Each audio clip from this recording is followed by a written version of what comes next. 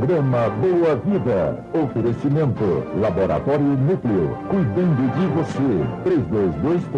3223-5000. CBI, Centro Brasileiro de Implantodontia. Hospital Unic. Um novo conceito em hospital em Goiânia.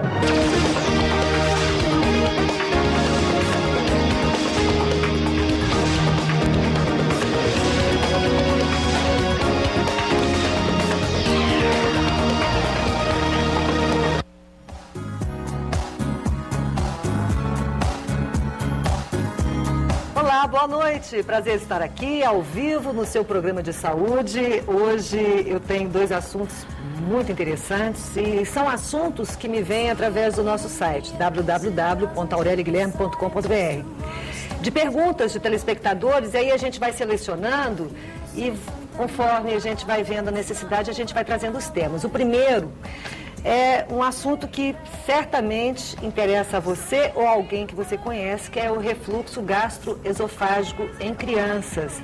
É um problema muito comum e muitas vezes leva os pais ao desespero, sem saber o que fazer, a criança perde peso. Então, nós estamos aqui com a doutora Marise Toffoli.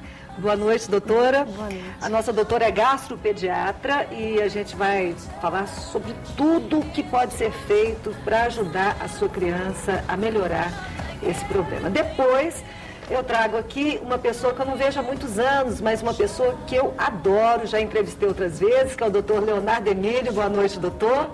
Prazer tê-lo aqui. Nós vamos falar sobre a cirurgia bariátrica para obesos grandes, obesos mórbidos, e saber o que pode ser feito para perder o peso sem grandes transtornos, da melhor maneira possível. Então, se você está aí muito acima do peso, fique ligado, porque o nosso programa vai tratar sobre esses assuntos. E estamos recebendo também uma visita mirim, uma menininha fofíssima, que é a Gabriela Toffoli. Oi, Gabi! A Gabriela é filha da doutora Marise e está aqui trazendo alegria ao nosso estúdio. Então, só um intervalinho. Nosso programa é patrocinado pelo Laboratório Núcleo, pelo CBI, Centro Brasileiro de Implantodontia, e pelo Hospital Unic. Até já.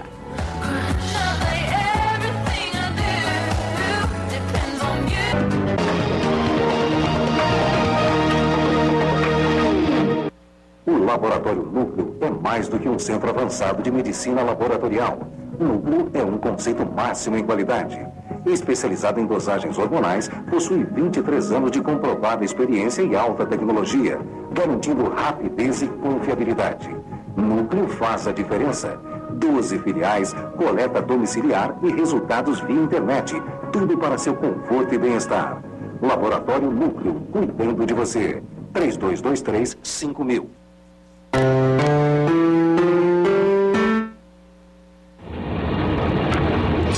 Sem harmonia, as peças não se encaixam e não funcionam com perfeição. Um belo sorriso com dentes saudáveis e bonitos não tem preço.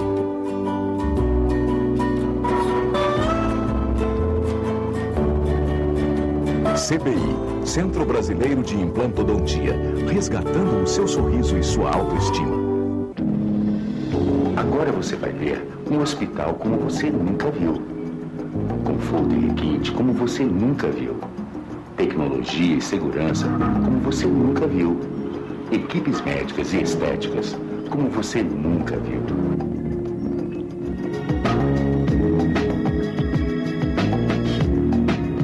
Unic. Agora você pode ver.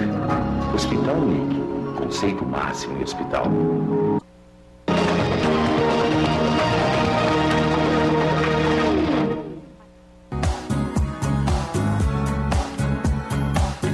Estamos de volta, começando a nossa primeira entrevista com a doutora Marise Toffoli. Ela é gastropediátrica e o nosso tema é refluxo gastroesofágico. Doutora, o que é o refluxo? O refluxo, Aurélia, é toda vez que o conteúdo do estômago realmente volta do estômago, o conteúdo ácido ou então de a acidez ou a comida que a criança ingeriu, ou o leite das mamadas, retorna do estômago para o esôfago. De uma maneira não normal, né? Com a acidez, levando a inflamação, a dor na criança. Essa é a doença do refluxo gastroesofágico.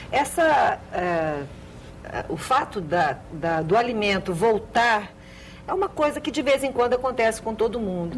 O que pode ser considerado normal e o que pode ser considerado já um problema? Realmente, nos bebês, é muito comum todo mundo falar o refluxo fisiológico, que é o retorno normal. A criança regurgita após as mamadas, mas não tem dor, então nós chamamos de bebê o regurgitador feliz. Ele regurgita, não tem dor e ganha peso muito bem, sem nenhuma outra complicação. Não tem infecções respiratórias de repetição, não tem otite, na criança maior ela não tem sinusite ou tosse crônica. Então, uma criança que ganha peso bem, sem nenhum outro comprometimento, apenas regurgita. Então, tudo isso que você falou vem do refluxo. Do refluxo fisiológico. Não, o refluxo já patológico. Patológico. É tudo. Então, vamos repetir? O que pode advir do refluxo patológico? O refluxo patológico, ele pode dar, além de dor na criança, um baixo ganho ponderal, sinusites, otites de repetição, asma de difícil controle, algumas crises de chiado no peito, não caracterizadas até como asma, mas também podem dar pneumonias de repetição, crises de cianose ou engasgos na criança e uma dor, irritabilidade. A dor seria a cólica? Não. Que tipo de dor? A dor, geralmente, nos bebês, pode ser dor durante a mamada, que faz a criança parar de mamar, irritada, jogar o corpo para trás e estender a cabeça, que tem um nome específico para a gente, né, que é a síndrome de Sandler.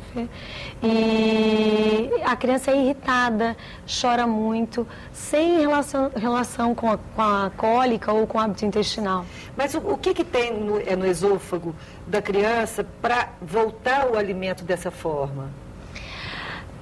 A criança já nasce com o estômago, depois o Dr. Leonardo pode explicar um pouco melhor ainda a anatomia, mas o estômago da criança ele é um pouco mais horizontal do que o nosso, que é mais verticalizado.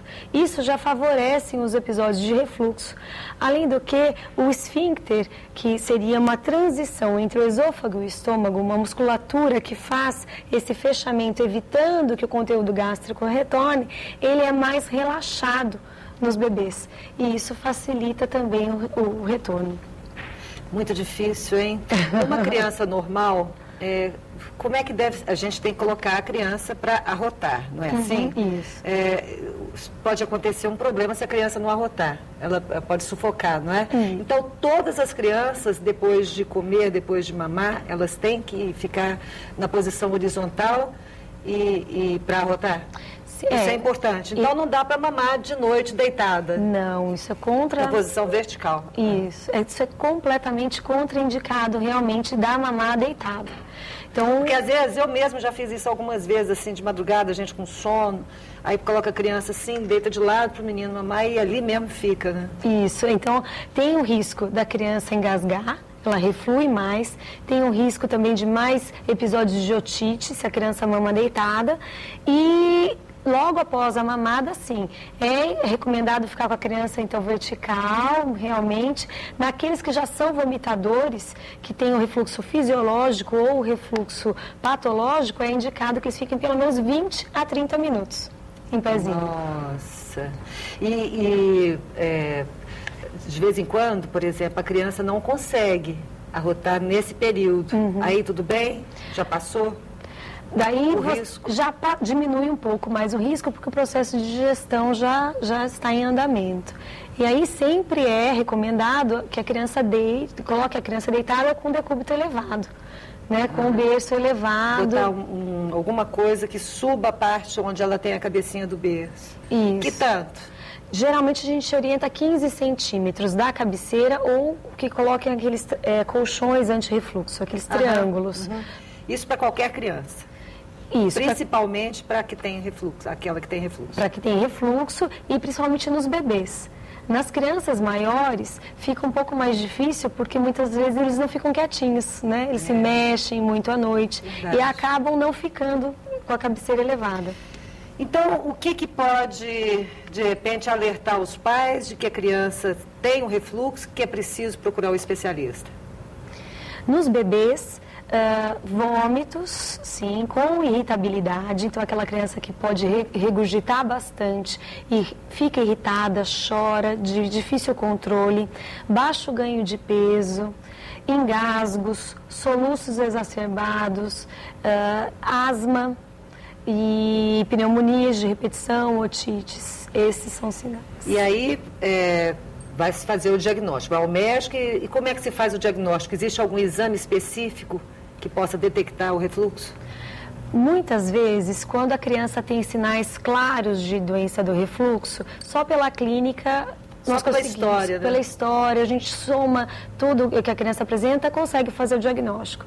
Mas muitas vezes, quando o refluxo é oculto, então a criança não tem vômito, a criança não regurgita, ou pode só não ganhar peso, ou ter uma asma, pneumonias repetidas, daí é necessário utilizar alguns exames de certeza e que eles são um pouco mais invasivos, que são a pH-metria e a endoscopia.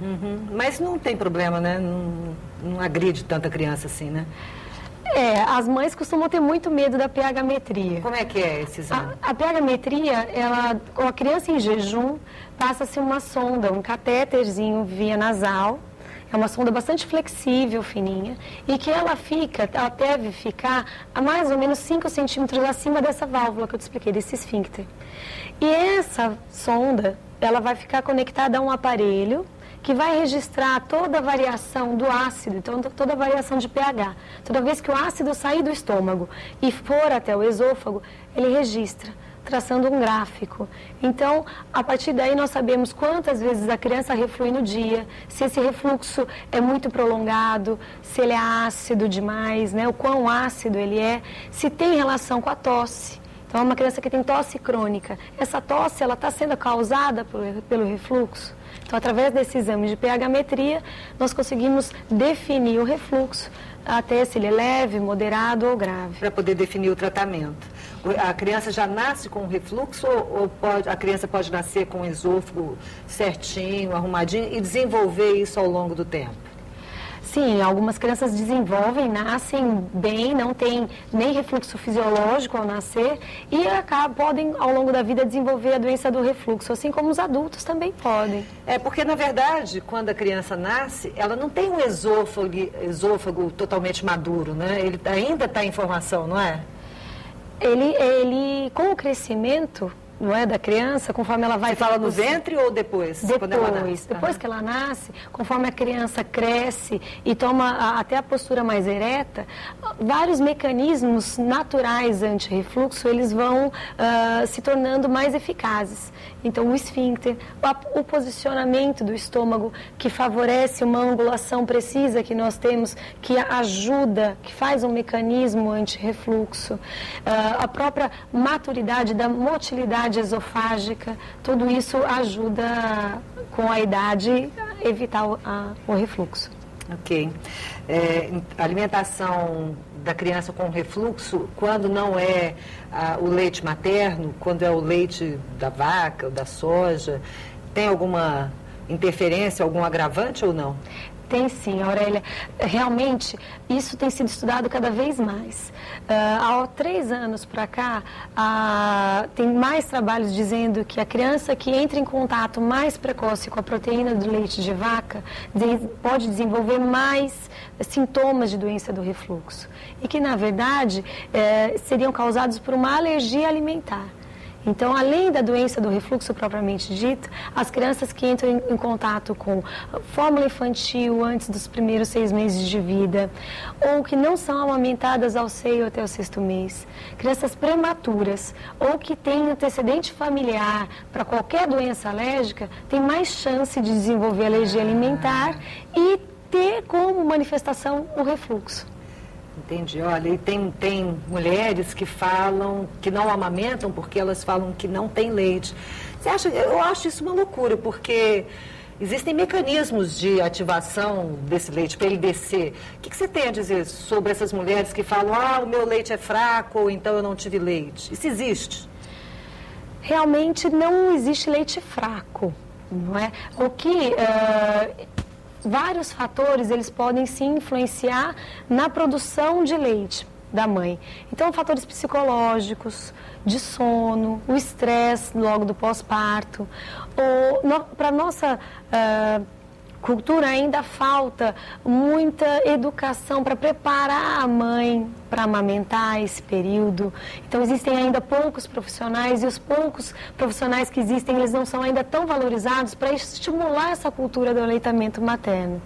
Então, mesmo assim, mesmo aquela mulher que não consegue fazer o leite descer de imediato, ela deve insistir. Deve insistir, deve procurar, que existem muitas enfermeiras habilitadas para ajudar o estímulo à amamentação, fonoaudiólogas que trabalham só com isso, auxiliam na pega, no estímulo para a produção do leite. Existem medicações, a nutrição adequada para a mãe que está amamentando, tudo isso para fazer esse estímulo. Tá certo. Então a gente vai para um pequeno intervalo, daqui a pouco nós vamos voltar, vamos falar sobre tratamento clínico, tratamento cirúrgico, vamos falar da criança que sofre algum tipo de estresse, tem relação também com refluxo, enfim, a gente vai dar uma geral nesse assunto. Daqui a pouco a gente volta. Núcleo, CBI e Hospital Unic são os patrocinadores do programa Boa Vida. Até já.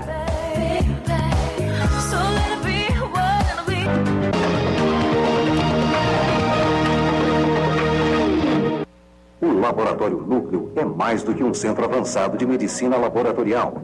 Núcleo é um conceito máximo em qualidade. Especializado em dosagens hormonais, possui 23 anos de comprovada experiência e alta tecnologia, garantindo rapidez e confiabilidade. Núcleo faz a diferença. 12 filiais, coleta domiciliar e resultados via internet. Tudo para seu conforto e bem-estar. Laboratório Núcleo, cuidando de você. 3223-5000. Agora você vai ver um hospital como você nunca viu. Conforto e requinte como você nunca viu. Tecnologia e segurança como você nunca viu. Equipes médicas e estéticas como você nunca viu.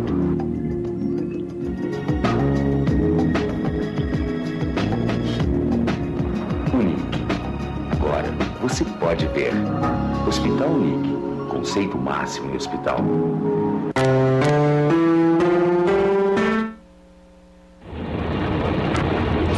Sem harmonia, as peças não se encaixam e não funcionam com perfeição.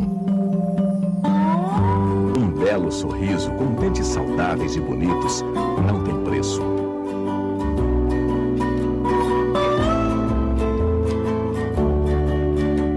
CBI, Centro Brasileiro de Implantodontia, resgatando o seu sorriso e sua autoestima.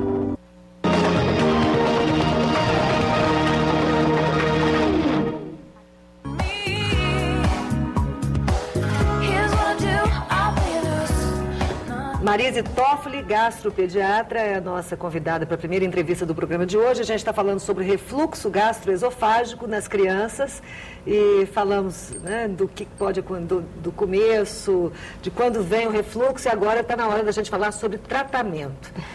Bom, os pais levaram a criança ao consultório do especialista, o que se faz? Na maioria das vezes, Aurélia, o tratamento ele é medicamentoso. Então, identificado que é uma doença do refluxo realmente, são usadas basicamente duas medicações. Uma delas, ela tem a função de evitar que os episódios de refluxo aconteçam. Então, auxiliar o esfíncter a permanecer mais fechado, ele auxilia o esvaziamento gástrico para que a digestão seja mais rápida e tenha menos conteúdo para ser refluído. É como se o medicamento diminuísse, apertasse a válvula. Isso, ajudasse um pouco com isso. E a outra medicação, ela tem o intuito de diminuir a quantidade de ácido, da produção de ácido do estômago, para que se os episódios de refluxo aconteçam, eles não levem a tanta lesão esofágica. E quais seriam essas lesões? As lesões são chamadas esofagite. Ou seja, se a criança permanece com refluxo, o que pode acontecer? Então, o refluxo, ele leva a essa inflamação no esôfago, que chama esofagite. Essa inflamação, se ela pode ir progredindo, se o refluxo é muito intenso, então levar a pequenas lesões ulceradas, assim, erosões, que a gente chama, seriam as lesões superficiais, mas de lesão da mucosa. Tipo úlcera? Tipo úlceras, só que mais rasas. Mas sangra? Pode levar a microsangramentos. Sim, a criança tem uma anemia de difícil controle justamente por essas lesões ulceradas. E eu estava lendo sobre o assunto, pode levar até o câncer? Sim, um refluxo de longa data não tratado, um refluxo muito intenso, além dessa esofagite, ele pode levar a uma lesão específica que chama esôfago de Barrett. Há uma mudança da mucosa, a mudança de todo tipo da mucosa onde acontece o refluxo. Por conta do ácido? Por conta do ácido. E isso seria uma lesão que poderia favorecer o desenvolvimento depois de um câncer nesse local. Mas o refluxo tem cura? Ou só controle? É uma boa pergunta essa, porque realmente, quando a criança consegue tratar efetivamente, seguir todas as orientações dietéticas, muitas delas conseguem ter uma cura e depois não voltar a apresentar um refluxo. Mas acontece muitas vezes que, devido à dificuldade de manter a dieta, o refluxo passa a não ter essa cura usando só medicamentos. Entendi. E esse refluxo retorna. Muitas das vezes acabam justamente por esse retorno, ou então não controle medicamentoso, acaba sendo necessário indicar a cirurgia em alguns casos. Então, nós temos um doutor que vem sempre aqui, que é o doutor Eduardo Esteves, que ele é também um videopediatra. Ele trabalha com videocirurgia, que é uma forma incrível de invadir o corpo sem tanta agressão. Aí perguntei para ele sobre isso e ele me respondeu, até aqui por mensagem mesmo, falando o seguinte, que há trabalhos publicados de clínicos que preconizam o tratamento prolongado com dieta e remédios do refluxo. Esse tratamento prolongado seria assim durante quanto tempo? O preconizado é fazermos períodos de 4 a 6 meses de tratamento, aí ver se há uma resolução, se não retratar essa criança por mais 4 a 6 meses. Mas existem sim crianças que acabam usando por 2 anos essas medicações para tentar o controle. Porque tem serviços que fazem válvulas muito apertadas nas cirurgias e às vezes cirurgia aberta, né, sem ser por vídeo. E o doutor Edwards, para você ficar sabendo, quando o caso da sua criança já não é mais clínico, ele é um gênio da videocirurgia. E ele consegue operar a criança com o menor índice de reoperação e recorrência do refluxo. Ele conseguiu construir uma válvula de 360 graus somente em neuropatas, né? E os trabalhos mistos, neuropatas, porque é difícil fazer a criança aprender a se comportar, não é isso? Os neuropatas, eles têm uma flacidez muscular mais acentuada e um distúrbio da motilidade de todo o trato gastrointestinal mais acentuada. Então, eles precisam de uma cirurgia mais eficaz, então, que realmente feche completamente o esfíncter, por isso que ele usa a técnica de 360 graus. Então, ele dá a volta inteira no esôfago e consegue apertar a quantidade, o tanto certo. Isso, realmente o que ele coloca aí, e que muitos serviços hoje em dia não fazem a cirurgia em crianças, justamente porque, por essa dificuldade em saber o quanto... Qual a medida certa? A medida certa, para que a criança não engasgue. Porque se apertar demais vai acontecer isso, o alimento não vai passar a contento. Isso. E aí vai passar com dificuldade, aí vai ser problema também. Isso, e em alguns outros serviços também, às vezes acontece da cirurgia não ser completamente efetiva no controle de todos os episódios de refluxo.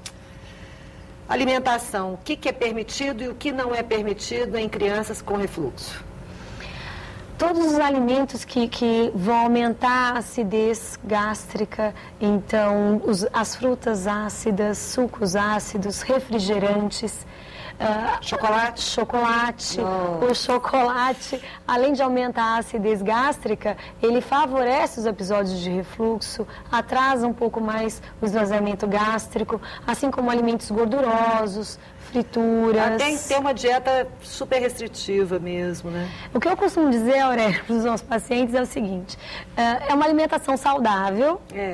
E que o que há de saudável que a gente tem que tirar são as frutas ácidas e sucos ácidos.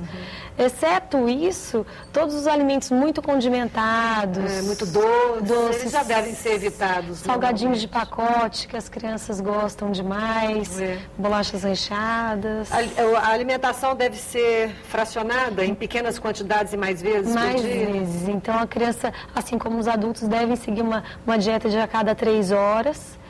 Sem excessos. Se a criança tem uma alimentação ainda muito à base de líquidos, né, mamadeira, também evitar mamadeiras muito cheias e que não deite logo a seguir, né, como a gente falou. Claro. O estado emocional da criança tem influência com o refluxo? Mas já em criança que tem o refluxo ou em qualquer criança pode vir a desenvolver o refluxo se o estado emocional dela é muito oscilante? Pode sim. Então, nas duas situações, Aurélia, porque a criança que já tem o refluxo e passa por situações de estresse, o estresse, ele facilita e aumenta a produção de ácido do estômago e pode, então, favorecer a mais episódios de refluxo. Além de aumentar a produção de ácido, diminui também a produção do muco protetor do estômago e aí levam a algumas gastrites, né, em algumas situações. Além disso, da criança que já tem o refluxo, o estresse piorar, o que nós vemos muito no consultório são alguns adolescentes, naquela fase de 2º, 3º ano do ensino médio, com muita prova, muita pressão. E aí, realmente, essa questão da ansiedade, além de aumentar a produção de ácido, muitas vezes acaba provocando uma desmotilidade esofágica. Então, a criança... Realmente, porque quando a gente fica mais ansioso, mais nervoso, parece que a gente tem até... Eu, por exemplo, a primeira manifestação minha é no estômago. É o aumento da produção dos ácidos, né? Isso. Ok, eu conversei aqui com a doutora Marise Toffoli, ela é gastropediatra. Obrigada pela sua participação, doutora, adorei. Linda sua filhota, fofíssima, a Gabi. Domingo nós vamos estar no Diário da Manhã, na nossa coluna Boa Vida, você já sabe, é só pegar o seu jornal que nós vamos estar lá falando sobre refluxo outra vez. Obrigada, doutora. Daqui a pouco, o doutor Leonardo Emílio vem falar sobre a cirurgia da obesidade. Fique ligado, até já.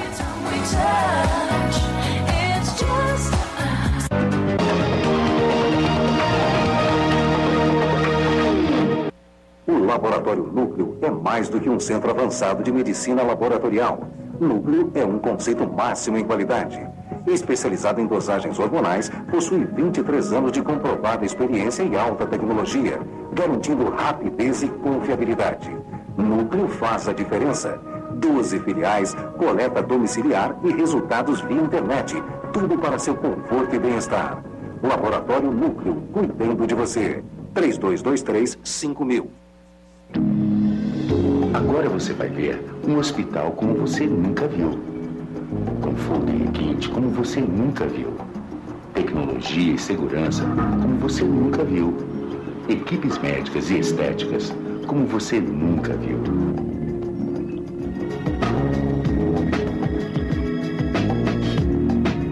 Unique.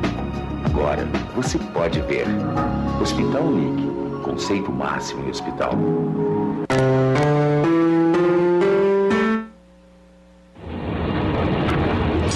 Sem harmonia, as peças não se encaixam e não funcionam com perfeição.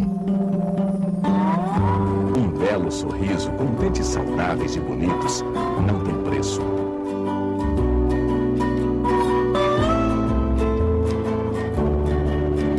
CBI, Centro Brasileiro de Implantodontia, resgatando o seu sorriso e sua autoestima.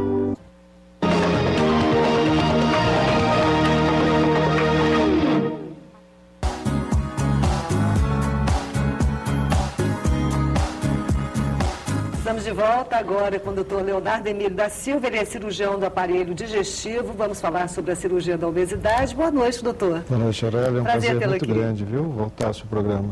Prazer é meu, assim, acho que a última vez que nos falamos já tem 10 anos, né? Provavelmente. Na revista Boa Vida. Foi. Agora a gente tem a nova revista Boa Vida. Que é a evolução. Então, vamos lá? Vamos lá. O que é a obesidade mórbida? Então, a doença da obesidade foi definida como doença, na verdade, como doença da obesidade em 1985, pela Organização Mundial de Saúde, que até então não era tido como uma doença, era tido como uma desordem comportamental qualquer, uma falta de vontade, uma falta de entusiasmo, alguma coisa nesse sentido, que levava a pessoa a ser um grande obeso. E de 85 para cá, a obesidade foi definida como doença e classificada como doença. Então, o método que se usa hoje, atualmente, que ainda não é o ideal, é a avaliação do indivíduo com relação à sua obesidade, tendo em vista o seu peso e a sua altura. Aquela continha, né? Que é o índice de massa corpórea, chamado IMC, que é uma proporção entre o seu peso e a sua altura. Uma coisa é você pesar 100 quilos tendo 1,90 m, outra coisa é você pesar 100 quilos e tendo 1,50 m. É completamente diferente. Então, essa é a proporção que define o que é o obeso mórbido. O obeso mórbido é aquele em que a relação, o peso pela altura, você pega o seu peso e divide pela sua altura em centímetros, esse resultado vai ter que estar superior a 40. São tidos como indivíduos saudáveis aquele em que esse valor esteja abaixo de 25, para você ter uma noção. Acima de 30 são chamados obesos e acima de 40 os obesos mórbidos. Tem um sobrepeso também um pouquinho? O sobrepeso é de 25 a 30.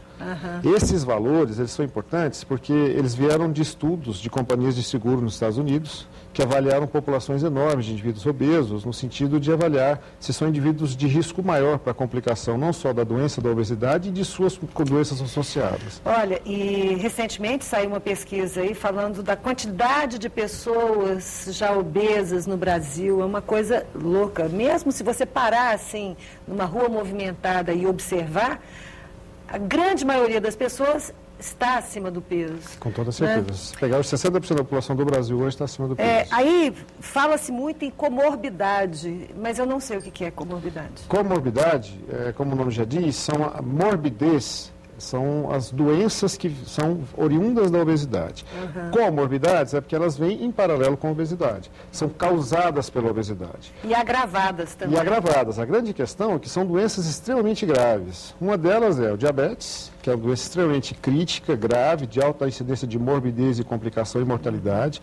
A hipertensão arterial, a doença da apneia do sono, a doença do refluxo gastroesofágico, acentuada e grave, como a doutora Marisa aqui falou, e isso pode ser tido como criança, como em adulto também, e as cardiopatias, doenças pulmonares graves, como doenças como síndrome obstrutiva da apneia do sono, que são doenças relacionadas à doença da obesidade. Não são, na verdade, tendo a causa primária a doença da obesidade. E doenças articulares, das articulações doenças articulares. Também. Ou seja, detona o corpo, né? Detona. Na verdade, é uma sobrecarga orgânica extrema que você tem nesse indivíduo. Porque, olha só, vamos imaginar uma pessoa com uma cintura muito larga, porque o diâmetro... A circunferência do quadril é importantíssimo. É importante. Se você pegar... Existe uma proporção entre a circunferência do quadril e a sua altura. Se você pegar a circunferência do quadril e dividir pela sua altura, esse valor tem que estar menor que meio. Acima de meio, você aumenta o risco de complicação para doença cardíaca e diabetes em 1% para cada 0,1 que aumentar de meio. Então, se for 0,51 aumenta 1%, 0,52, 2%, 0,53, assim por diante até chegar em 100%. Porque, olha, aqui entre os órgãos cheio de gordura, é evidente que isso aí deve dar um problema. Uma sobrecarga renal, uma sobrecarga pancreática, uma sobrecarga hepática e por aí vai todas as doenças de insuficiência causadas pela obesidade. E aí a questão, por exemplo, de morte prematura, isso aí acaba acontecendo, o risco aumenta muito. Com toda certeza. A expectativa de vida do obeso mórbido ela é menor, com um pico de mortalidade com idade inferior a 38 anos. Nossa. Bom, então é preciso fazer alguma coisa. Quando é que o paciente deve optar pela cirurgia? O obeso mórbido, sempre. A doença da obesidade mórbida é uma doença de tratamento cirúrgico, ela não é uma doença de tratamento clínico. Que fique bem claro que é a doença da obesidade mórbida, não é a obesidade como uma doença no contexto geral. Porque tem gente, por exemplo, que está acima do peso e fala, eu preciso reduzir o estômago. Eu conheço uma pessoa, por exemplo, que o médico não queria operar de jeito nenhum, mas ela insistiu. Ela está bem, está magra hoje, mas ela não era um caso para redução do estômago. Isso acontece de vez em quando, né? Das pessoas quererem fazer uma cirurgia sem ter a necessidade. Existe uma pressão né? muito grande, na verdade, em função dos resultados que se apresentam na nossa própria sociedade. As pessoas começam a ver as pessoas que perderam peso, os grandes obesos, e ver aquilo como uma referência na perda de peso. Mas não podem esquecer que a cirurgia da obesidade é uma cirurgia que existe o risco de mortalidade e risco de complicação que são inerentes ao procedimento, independente da sua carga de peso. É lógico que quando o indivíduo mais pesado, maior esse risco de complicação e maior o risco da mortalidade. Quais são os tipos de cirurgia que se faz hoje? Então, existem cirurgias para a obesidade que são cirurgias que são proscritas, cirurgias que são proibidas e cirurgias que são aprovadas pela Sociedade Americana de Cirurgia de Obesidade e pela Sociedade Brasileira de Cirurgia de Obesidade. Então, as cirurgias, basicamente, a gente pode restringir em 3 grupos. As cirurgias que são tidas como restritivas puras, que são cirurgias que restringem o volume do estômago, a capacidade gástrica natural de um ser humano é em torno de 1,5 litros. Então, o objetivo dessa cirurgia é restringir o volume desse estômago, podendo chegar de 2% a 10% do volume do estômago, a depender da técnica empregada. A gente vai falar sobre as técnicas mais para frente um pouquinho. Até trouxe algumas ilustrações para a gente conversar sobre isso.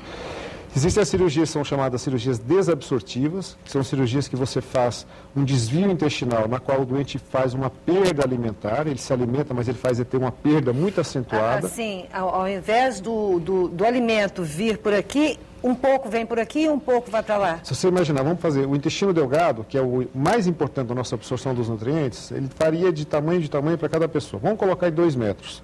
Meu, seu, de todo mundo fosse 2 metros. O jeito da cirurgia restritiva, da cirurgia desabsortiva, é exatamente pegar esses 2 metros ao longo do período que vai ser absorvido de alimento e transformar ele em 1 metro, para que o doente absorva menos alimentos. O caminho é mais curto.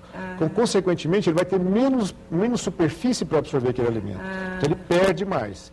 No entanto, você tem mais efeitos colaterais, inerentes à perda de vitamina, de sais minerais, de ferro, de ácido fólico, vitaminas do complexo B, que são consequências de uma desabsorção. Mas você acha que esse é um bom método? Não é um bom método, na verdade.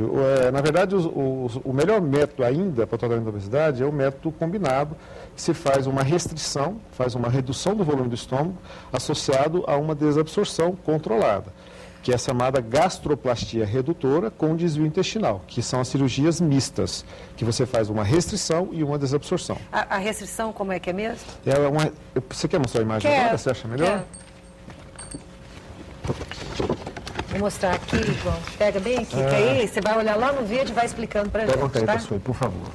Deixa eu te mostrar aqui. Então, esse aqui que é menos feio. Pode pegar. A ideia...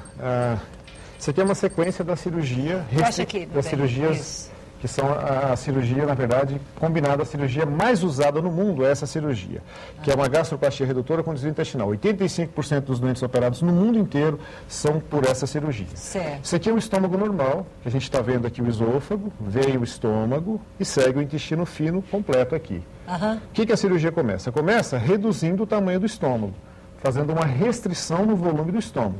Esse volume de 1,5 litros passa para esse pequeno reservatório aqui, ó, de 30 ml. Como assim? Não entendi. 5% do tamanho do estômago. O estômago vira só isso? Só isso. Ele é separado aqui e aqui. E isso aqui vira o estômago do paciente. E o que é essa linha branca que você fechou aí? Isso aqui são costuras, são fechados. Isso aqui é tipo fechado aqui. É um grampeamento. A gente é fechado com grampeamento. São grampeadores cirúrgicos que se faz a separação do estômago. Mas aí, como se ficasse assim, ia bater a comida e ia ficar vomitando o tempo inteiro. Pois é, isso que eu ia te falar. O que eu vou fazer? Eu vou lá no intestino, separo o intestino aqui, ó. Pumba. Tá aqui, separado. Vai ficar aqui o B e o A. Essa ponta aqui, ó, que é o A, eu vou levar ela aqui em cima. Dessa forma aqui, ó. Dá licença, só um pouquinho. Põe o A aqui, eu faço a emenda do A aqui com o intestino, com o estômago. A comida vai descer pelo intestino e vai embora. Vai direto. E esse B, eu emendo aqui, ó. Essa parte aqui, ó, eu faço uma outra emenda aqui. Por quê? As enzimas digestivas, aqui está o pâncreas, aqui está o estômago, e vem o fígado produzindo a bile. Todo o suco digestivo e as enzimas estão nessa região. Então nós vamos ter que entrar de novo no trato digestivo. E é nesse ponto que é o segredo da cirurgia. Essa alça de intestino é uma alça que não se absorve alimento, ela é desabsortiva. A partir desse ponto, onde as enzimas entram em contato com o alimento, você começa a absorver de novo. Então, você tem uma cirurgia restritiva, porque se restringe o volume do estômago, e ela é desabsortiva, porque tem uma alça de intestino que não permite a absorção. Entendi. E aqui, ó, o estômago? Ele permanece na cavidade ele fica funcionando inoperante. normal. Continua produzindo muco, continua produzindo hormônios digestivos, o hormônio da fome, a gastrina, as grelinas, que são hormônios extremamente importantes na nossa produção e na nossa produção digestiva. Nossa, que loucura, hein? Interessantíssimo. Essa cirurgia, na verdade, ela nasceu de fruto de uma observação de um médico americano na década de 40, onde ele viu que os pacientes que tinham câncer de estômago ou tinham úlceras de estômago e que eram diabéticos e obesos e que faziam cirurgias para tratar um câncer de estômago, esses indivíduos, na grande maioria, curavam diabetes e curavam a obesidade. E ele mudou o perfil da cirurgia sem retirar o estômago, porque esse estômago não é doente. Diferente do doente com câncer ou que tem uma úlcera, que você tem que tirar o estômago.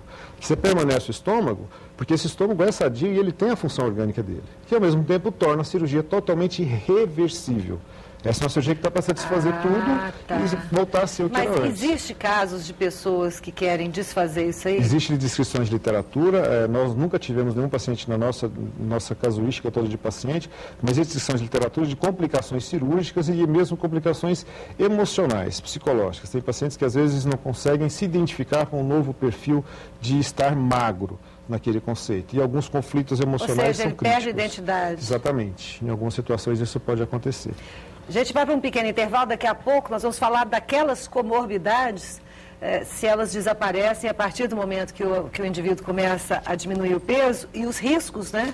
Tá bom. Os riscos dessa cirurgia, o pré-operatório, o pós-operatório, enfim. Daqui a pouco nós voltamos para continuar esse assunto, um intervalo para os nossos patrocinadores, Laboratório Núcleo, CBI, Centro Brasileiro de Implantodontia e Hospital Unig. Até já.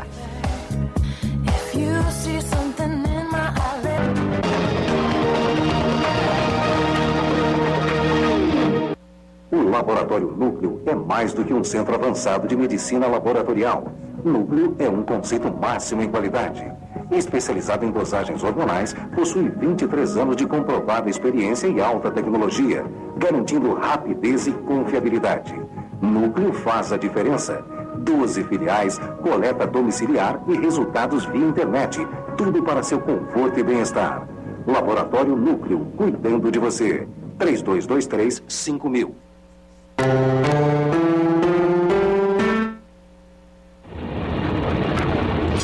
Sem harmonia, as peças não se encaixam e não funcionam com perfeição.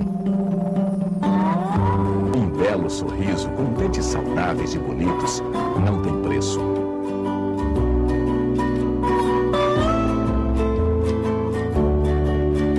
CBI, Centro Brasileiro de Implantodontia, resgatando o seu sorriso e sua autoestima.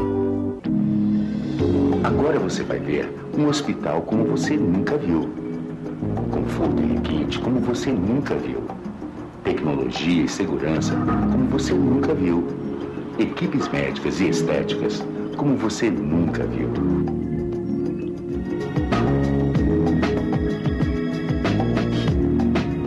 Unique. Agora você pode ver. Hospital Unique. Conceito máximo em hospital.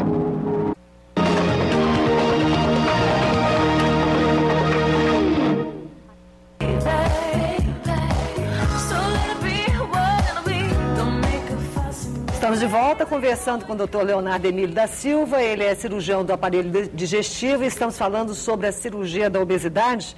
Vamos falar um pouquinho dos riscos, doutor. É uma cirurgia arriscada? Na verdade, a doença é de risco. A cirurgia em si, ela é uma cirurgia, ainda que vocês vejam a execução no papel, mas ela é uma cirurgia muito simples de se executar. Ela não é nada demais. Tecnicamente, ela não é nada demais. Você tem uma equipe bem preparada, e hoje os materiais que nós utilizamos são materiais extremamente seguros e efetivos e próprios para essa cirurgia, que não se havia há mais de 15 anos atrás e hoje já tem coisas próprias para isso. O risco de mortalidade hoje numa cirurgia de obesidade convencional, que é a cirurgia que eu acabei de mostrar para vocês, ela está em torno de 0,5% a 1%. Por que o indivíduo obeso mórbido ele tem uma indicação formal para operar? Porque o indivíduo obeso mórbido, pela doença da obesidade, ele tem uma probabilidade de morte que está em torno de 6%. Se você comparar com 0,5% da cirurgia, ainda que seja com 1% da cirurgia, ele no mínimo ele tem 6 vezes o risco maior de vir a morrer em função da cirurgia, da doença da obesidade, não da cirurgia. Então o risco da cirurgia é de 0,5%, o risco hoje que ele está vivendo é em torno de 6%. Então o risco dele operar é muito menor do que o risco da própria doença. Do que ele continuar obeso. Exatamente. Por isso que a indicação dele é formal. E por isso que tem que se pesar muito a indicação cirúrgica nos pacientes que não têm indicação cirúrgica, que não têm índice para operar, que não têm comorbidades para operar, visando mera e simplesmente um objetivo estético, porque esse risco ele continua correndo. Existem cirurgias de risco menor, que nós vamos falar daqui a pouquinho, se você me permite, que são cirurgias que se fazem, é uma cirurgia que cresceu muito nos últimos 5 anos, especialmente nos últimos 3 anos, que é a chamada gastrectomia vertical ou sleeve, que é uma manga, onde nós retiramos uma parte do estômago. Você quer mostrar isso agora? Eu quero. Vem, João. Que é essa cirurgia aqui, ó. Que tem aqui, ó. Esse aqui é o nosso estômago, já está aqui, né? Então o esôfago e o estômago está aqui. O nosso estômago, ele tem essa capacidade de 1,5 litro, como eu disse. Qual o objetivo da cirurgia? Restringir o volume. Então nós separamos o estômago ao longo de toda essa extensão, aqui, e essa parte do estômago, ela é removida. Diferentemente da cirurgia anterior, na qual nós mostramos anteriormente, a outra parte do estômago permanecia, essa parte é removida. Olha. O objetivo primário dessa cirurgia era só fazer uma restrição.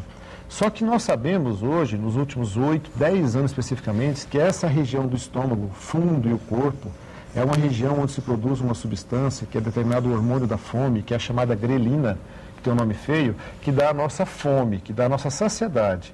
E que nos indivíduos obesos não é que ele é alto demais, é que ele nunca baixa. Ele está sempre pronto para comer. Ele está sempre com fome. Sempre com fome. Sempre presente a comida, ele está comendo. Isso aí não tem nada a ver com ansiedade, então? Até ajuda. Então, a retirada dessa região do estômago faz com que o hormônio da fome chegue a níveis muito baixos, não zero, mas próximos de zero. Então, a saciedade é mais precoce, não só porque se restringiu o volume do estômago, mas também porque a retirada do estômago faz a saída desses hormônios, que são chamadas que é a grelina, que dá fome. E aqui você costura? Grampeamos e costuramos por cima. Essa então, cirurgia aqui caiu fora. Cai fora. Ela é mais segura do que a anterior, porque ela é uma cirurgia que não há emenda do intestino com o estômago. Entendi. É pura e simplesmente uma cirurgia sobre o estômago. Mas essa parte aqui, volta aqui, essa parte aqui que você falou que tem esse hormônio da grelina, que é o hormônio da fome. Da fome, só produz isso ou tem outras substâncias importantes também? Para a digestão, não tem mais nada. Então, o que é importante é que o indivíduo permanece com todo o estômago, porém menor. Ele tem o fundo, ele tem o corpo menor, né? E o porque ângulo. você tirou 2/3. Nós tiramos 90% do tamanho do estômago. Nossa! Ele fica com 150 Mas essa aqui, então, é a the best? Essa hoje é a cirurgia que cresceu muito. É a melhor. Você faz ela? Essa é uma boa cirurgia. Qual você prefere? Depende do perfil do doente. O doente tem que ser muito bem avaliado, porque hoje existe uma tendência muito grande a tentar se fazer uma cirurgia restritiva quase para todos esse perfil de duas cirurgias. Porque 90%. Essa cirurgia, ao longo de um período, ela pode ser transformada na outra cirurgia. Se daqui 5, 10, 15, 20, sei lá quantos anos, por quanto tempo ele vai persistir com essa cirurgia, ele pode ser no futuro feito um desvio intestinal e melhorar a perda de peso. Por quê? Porque ele pode crescer esse estômago novamente? Não. O objetivo dessa cirurgia aqui, quando ela saiu, foi o seguinte: ela pegar os doentes muito graves. Pegar aquele perfil de doente, vamos dar um perfil de peso, para a gente até assustar. 250 quilos, grave, diabético, hipertenso. E fala, não dá para operar com a outra cirurgia porque tem 1% de mortalidade. Dá para se fazer algo para tentar melhorar esse doente, para salvar essa vida? Dá. Vamos fazer essa cirurgia. Por quê? Porque a mortalidade aqui é 1 para cada 10 mil pacientes. Diferente dessa que é 1 para 100 pacientes. Ela é mais segura. Então, se fazia essa cirurgia com o intuito de tirar ele do 250, baixar ele lá para os seus 180 a 150 quilos, e daqui 3, 4 anos, em uma outra situação, com diabetes controlado, pressão controlada, mais magro, eu faria o desvio intestinal. Só que os doentes não precisavam fazer desvio. Eles estão mostrando que eles estão perdendo peso sem fazer o desvio, só com essa cirurgia. Porque é muito melhor, porque aí o caminho é o mesmo. A absorção é preservada. Você não tem carência de vitamina, carência de absorção de ferro, vitamina B12, vitaminas absortivas, são chamadas lipossolúveis, dependendo da gordura para absorção.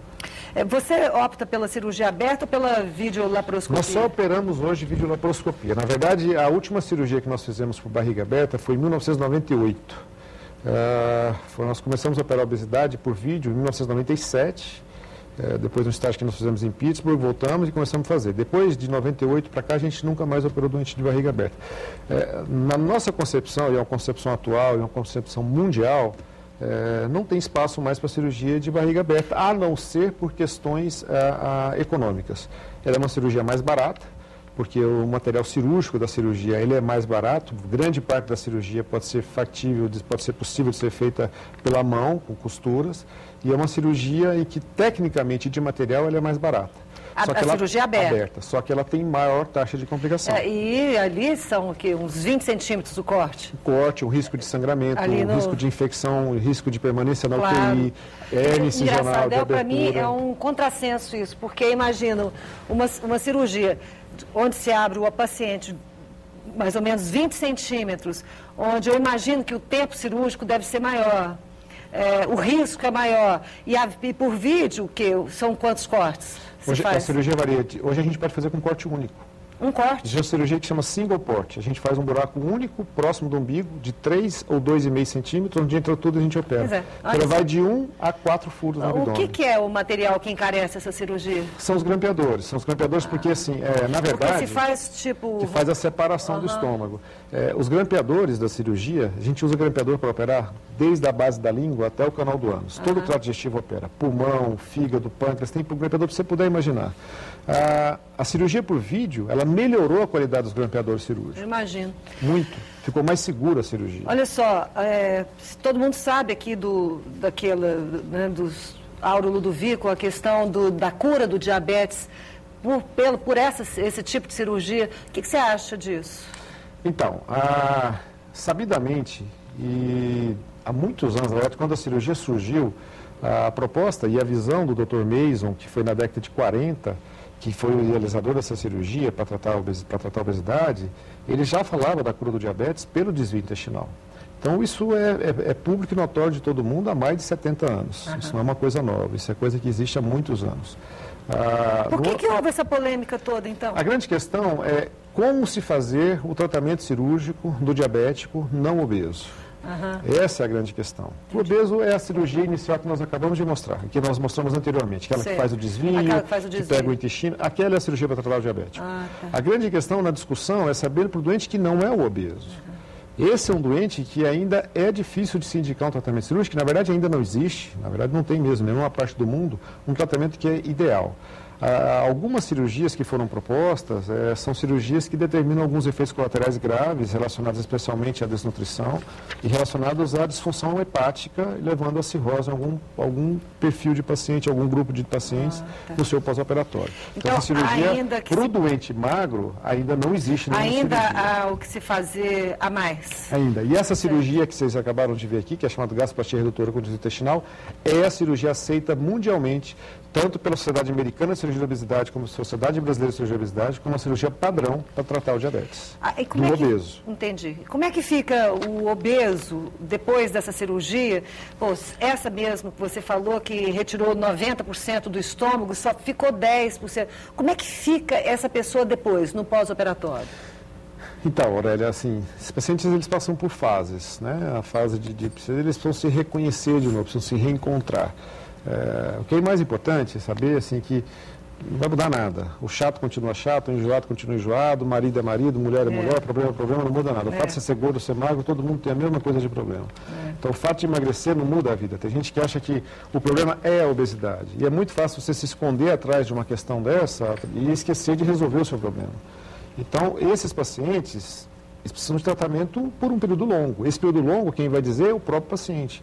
E quem vai dizer isso é a nossa equipe de psicólogos e de psiquiatras. É porque vocês dão a volta no paciente, né? Toda a estrutura. Essa é uma doença do comportamento. A doença da obesidade é uma doença do comportamento. Então você precisa de um nutricionista, você precisa de um psicólogo, você precisa de um psiquiatra, você precisa de um cardiologista, e depois vocês até se reúnem lá na clínica. Toda mês a gente faz uma reunião pré-operatória com os pacientes que vão operar, com a família precisa se entender bem essa cirurgia. Olha só, você falou que o chato vai continuar o chato, todos os defeitos vão... Mas eu imagino que a qualidade de vida da pessoa mude muito e com isso tudo à sua volta muda. Não tem jeito, eu acho que muda sim. Não tem, assim, a grande questão assim, são as comorbidades.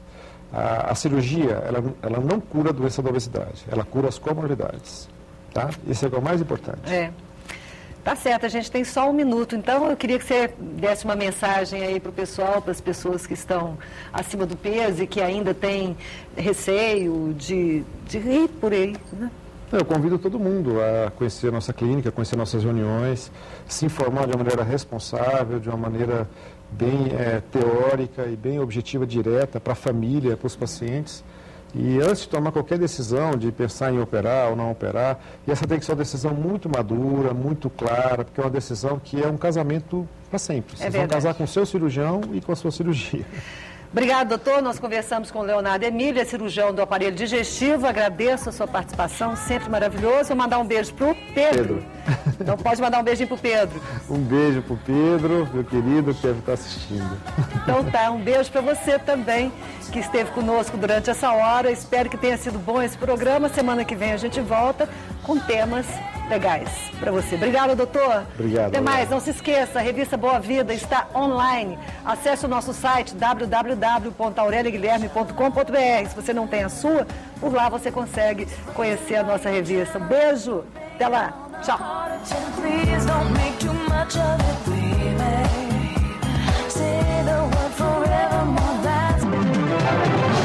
Programa Boa Vida. Oferecimento Laboratório Núcleo. Cuidando de você. 3223-5000. CBI, Centro Brasileiro de Implantodontia. Hospital Unique. Um novo conceito em hospital em Goiânia.